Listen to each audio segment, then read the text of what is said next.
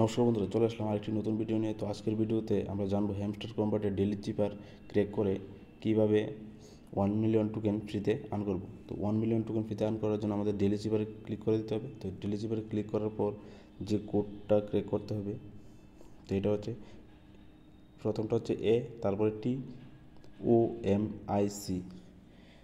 তো এই কোডটি ক্র্যাক করার জন্য আমাদের কী করতে হবে, তো চলো শুরু করি।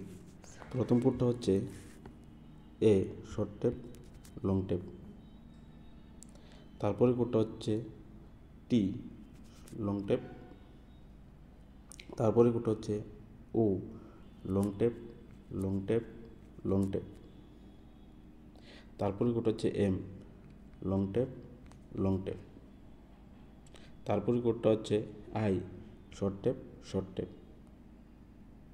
তারপরে কোডটা হচ্ছে C long tap short tap long tap short tape.